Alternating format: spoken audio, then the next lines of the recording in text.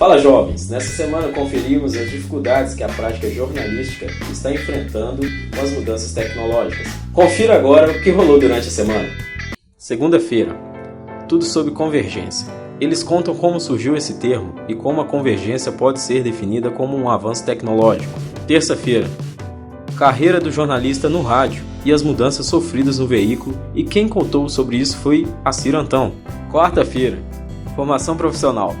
Flávia Presotti conta sobre as exigências do mercado e como as novas tecnologias interferem na prática profissional. Quinta-feira, conta como foi a história do jornal impresso dentro das redações e seria possível ter uma outra visão do jornal. Sexta, como foi implementado o jornalismo com ênfase em multimídia no Centro Universitário UNA com Lélio Fabiano. Hoje, o nosso entrevistado é o jornalista Carlos Viana, que apresenta atualmente o MG Record e comanda também o Plantão da Cidade da Rádio Itatiaia. Sem mais delongas, confira agora a matéria gravada pela nossa repórter Ana Carolina, no camarim pessoal do Carlos Viana. Boa tarde, telespectadores do No Plural. Estamos aqui com o Carlos Viana, que nos concedeu essa entrevista para o nosso programa. Nós vamos falar um pouco sobre o telejornalismo, que é o foco do nosso programa. Qual foi a reação recebida ao público com esse novo programa de notícias com a interação dinâmica? Programas jornalísticos, Ana, eles precisam obedecer um planejamento. É muito comum, por exemplo, a gente ver e ouvir que um determinado programa começou numa emissora e acabou rapidamente. Você já notou isso? Assim, começa, daí a 15 dias aquele programa acaba. Isso aí é muito comum. E isso é muito desgastante, sabe? Porque isso gera demissões, isso gera prejuízo para as empresas, isso gera inclusive um desgaste muito grande com o público do canal, porque você não dá continuidade num projeto. E aqui entra um problema muito comum na nossa profissão, que é essa falta de planejamento, né? O jornalista, ele entende muito da notícia, de produzir, buscar, investigar em vários aspectos, mas ele não entende, mas eu não quero entender, e a formação do jornalista não encara muito isso, com a responsabilidade que deveria, é de saber planejar, porque aí nós entramos numa outra área, que é a área administrativa, né? Muitas vezes a área do próprio comercial, que é identificar que tipo de público você vai trabalhar, e isso para muitos jornalistas, especialmente para os jornalistas mais antigos, é algo meio que um pecado, né? Você falar em jornalismo trabalhando em parceria com o comercial, vem logo aquela coisa ideológica, assim, tá vendendo notícia. Não é isso. Você, para sobreviver hoje no jornalismo, para você ter audiência, você ter resultado na empresa que você trabalha, você oferecer ao público um jornalismo de qualidade, você tem que agregar todas essas coisas. Eu ouço muito dizer assim, o jornalismo está acabando, né? O que fizeram do jornalismo? Minha visão é muito diferente disso, sabe? Minha visão é de que o jornalismo nunca vai acabar. O que muda é a maneira como nós vamos informar as pessoas e como elas querem ser informadas. Porque, por exemplo, aqueles que se formaram nos anos 80 do jornalismo tinham uma visão daquele ano, dos anos 80, daquela geração, uma coisa assim meio romântica, assim, de esquerda, de luta contra a ditadura, uma coisa que funcionou muito na história, mas que hoje mudou, né? Hoje você tem a possibilidade das pessoas buscarem o que desejar. O controle remoto, por exemplo, foi muito cruel com o jornalismo. Por quê? Porque as pessoas não se obrigam mais a ver aquilo que elas não querem. Um exemplo desse comportamento é a novela, né? As novelas hoje, as pessoas podem dizer assim, não quero ver. E mudar a novela para um outro tipo de novela. O jornalismo está passando pela mesma situação. Nós precisamos começar a entender esse comportamento do telespectador, do ouvinte do rádio, do leitor do jornal, para a gente saber como nós vamos fazer com que a notícia seja levada a eles. Isso é algo assim que sem essa visão ninguém vai sobreviver na imprensa moderna. E não significa que você vai deixar de trazer a notícia com confiabilidade, que você vai tratar a notícia com nada disso, você não vai abrir mão de princípio nenhum do jornalismo. Porque também o público que está de lá, ele tem acesso a tantas fontes, que se você estiver tentando enganá-lo, ele vai logo cortar a sua relação. Então, no caso do jornalismo do MG Record, nós já tínhamos um horário há muito tempo na Record, que a gente chama de grade local. Nós temos uma grade nacional e temos uma grade local. São as janelas locais assim, de horário para venda local e os produtos que são do Estado. Esse jornal, ele vinha de muito tempo, mas nunca foi um jornal muito combativo, assim, de audiência, nunca teve uma...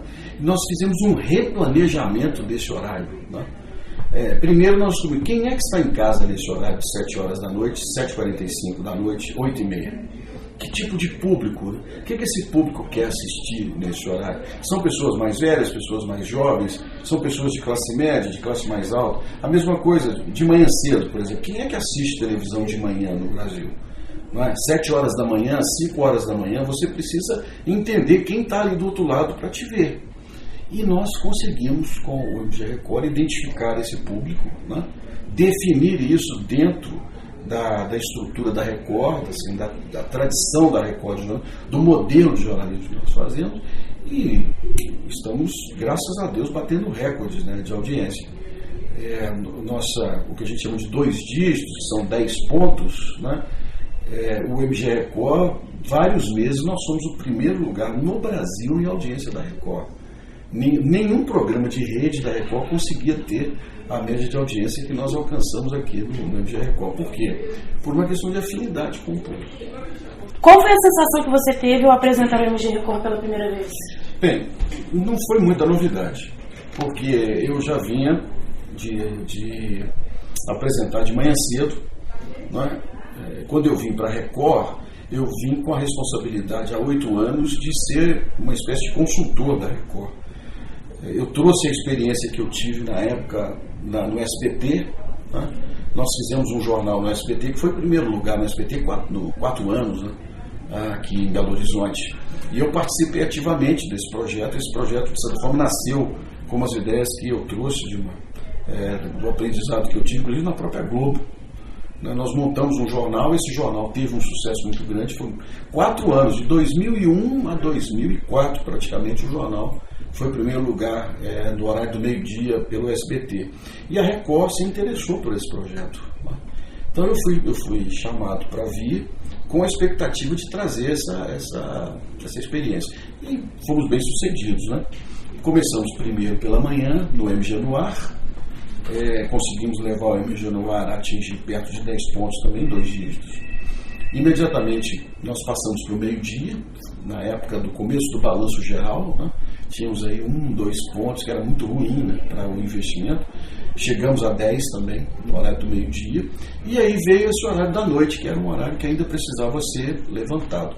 E a Record me deu a responsabilidade de vir para a noite, né, trazer essa experiência. Então, o primeiro dia, a gente logo se pergunta assim, quem é que está me assistindo do outro lado? Como é que vai ser? Mas é um aprendizado. Nada, já são 5 anos, né, à frente do MG Record, todos os dias à noite, num horário que é considerado nobre, né, pela quantidade de pessoas que estão assistindo televisão. Você se graduou em jornalismo pelo IDH. Sim. Mas cursou pós em administração e marketing na UFMG. Uhum. Eu gostaria de saber por que você escolheu esse curso de pós e qual a ligação dele com a comunicação televisiva. Pois bate com a primeira resposta que eu lhe dei. Porque o jornalismo, se você disser que o jornalismo é um produto, muita gente vai até chorar, mas é um produto. Ele precisa ser comprado por alguém. Você precisa levar o jornalismo a alguém que queira assinar seu canal, queira ouvir sua... Por exemplo, rádio. Nós, em Belo Horizonte, nós temos quase 50 rádios FM ativas. O que vai fazer com que uma pessoa pare no canal para te ouvir? Na televisão, a mesma coisa. Nós temos excelentes canais de televisão, excelentes jornais, bons profissionais, temos bons estúdios, temos boas gravatas, né, nos apresentadores, nós temos loiras e morenas lindas apresentando o jornal, mas o que vai fazer com que a pessoa pare para assistir aquele telejornal? E eu tive essa percepção na época em que eu fui trainee da Globo, até vou citar abertamente. Eu já me formei mais velho, me formei com 32 anos de idade, já mais maduro. E eu vim de uma trajetória comercial muito grande. Eu fui gerente comercial durante muito tempo de empresas na área de transporte aéreo. Então eu tive a minha visão era uma visão muito aberta para planejamento, para estratégia. E eu percebi que o curso de jornalismo não havia me dado isso. Eles haviam me ensinado que era notícia, como fazer uma notícia, como ser um bom jornalista, mas não me ensinaram como ser um bom administrador de notícias. E houve, na época que eu comecei, em 97, a Globo abriu um concurso de trainees, que era o pessoal que seria selecionado para ser formado, né? Eram 350 currículos, né? E fomos 2 selecionados, eu e uma repórter. E uma coisa que eu admiro profundamente na Globo é a capacidade dela de se organizar e se planejar. Não é à toa que eles são o primeiro lugar de audiência. Né? Se não fosse assim, não se sustentariam. Tem uma capacidade enorme de planejamento, tem uma definição muito clara do tipo de jornalismo que eles fazem, quem são eles, né?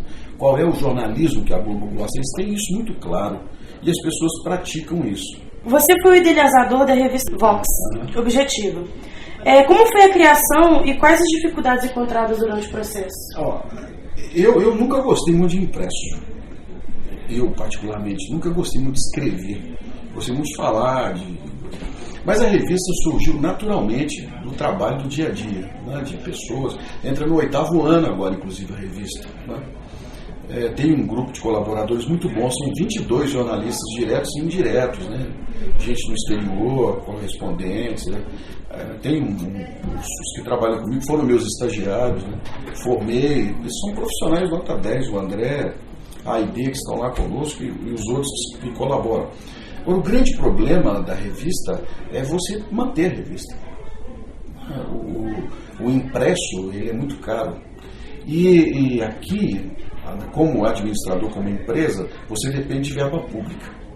E depender de verba pública significa muitas vezes favor público. Né? Os critérios são técnicos no seguinte sentido: você tem registro, você existe, a sua revista é distribuída, esse é o critério técnico. Agora, o volume que você vai receber depende do relacionamento, na maioria das vezes. E eu sou péssimo para relacionamento político. Sabe por quê? Porque assim, eu não peço favor. Não é? Pelo contrário, se eu tiver que criticar uma pessoa que fez um anúncio da revista, critico com a maior liberdade do mundo. Aí a pessoa tira o anúncio.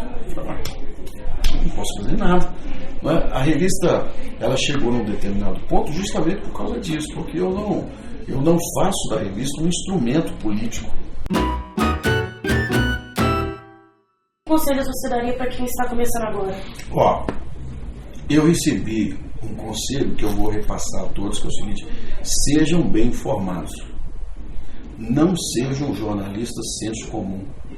O pior que existe na face da Terra é um jornalista senso comum. Aquele que está sempre atrás da notícia, no sentido de ela já aconteceu e você está sabendo que seja bem informado. O jornalista de sucesso é aquele que tem a capacidade de dizer para as pessoas qual é a consequência da notícia amanhã. Não é o que fica discutindo a notícia hoje, não. Eu tenho certeza que o comentarista que vocês gostam de ouvir é aquele que vai dizer assim: olha, semana que vem o resultado vai ser esse. Não é previsão de futuro, é experiência pelas informações. Porque aquele que vai comentar com você aquilo que você já sabe, olha, você leu na internet, todo mundo leu, que comentarista é esse? Comentarista do senso comum, do óbvio? Então o jornalista tem que ser assim. Primeiro, ser muito bem informado, ler. O jornalista precisa ler livros, o jornalista precisa saber de lançamentos, o jornalista tem que ter tempo para ele poder se informar. É a coisa mais impressionante do mundo. Às vezes você vai ter contato com alguma assessoria, a pessoa não sabe nem qual é o horário que você tem um jornal, que você tem qual é que é o horário do seu programa mesmo? Quando a pessoa fala isso, você já pode saber que é um profissional que não tem respeito nem por ele mesmo. Porque a primeira coisa que você tem que saber é com quem você vai lidar. Então, se você não tem informação de quem é a pessoa que está ali lidando com você, como é que você vai ter informação sobre o que você vai falar com a pessoa? O segundo ponto é o seguinte: defina o que você gosta. Você, por exemplo, gosta de rádio, então procure se especializar em rádio. Ele gosta de trabalhar em impresso, o negócio dele é escrever, ele quer se tornar um profissional de revista. Então comece a focar isso, sabe? Um português perfeito, estudar os jornais, entender como os jornais estruturam as notícias, não é? Como que cada um tem a sua maneira de organizar. Eu gosto de trabalhar em televisão, então comece a observar como se faz televisão. Comece a você, como profissional, a se preparar já para poder atender aquilo que você... eu gosto de assessoria de imprensa. Então estude assessoria de imprensa. Seja um especialista. O jornalista não vai escapar, como um advogado não escapa, um médico, um dentista, de ser um especialista. Você se forma um geral, um generalista. Você tem que escolher qual é o caminho que você vai seguir e já na faculdade começar os estágios na direção do que você está procurando. Hoje há muitas possibilidades, por exemplo, jornalista, especialista na área do direito. Há muitas possibilidades. Essa é uma área que nós somos falhos. Nós somos até, de certa forma, mal formados no conhecimento das leis. O jornalista, por exemplo, eu tenho certeza que se eu perguntar para todos qual é a função clara da Polícia Civil e da Polícia Militar, qual é a função do Ministério Público e do Tribunal de Justiça, muita gente não vai saber responder. E vão se formar jornalistas. Você tem que ter isso muito bem definido, assim, essa informação. Então, meus 2 conselhos são esses. Assim, se informem, leiam muito. Eu leio 4 jornais todos os dias. E me obrigo a ler, pelo menos a cada 2 meses, um livro novo.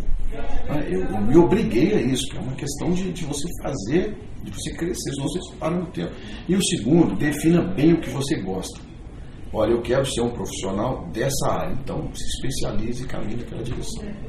Muito bom.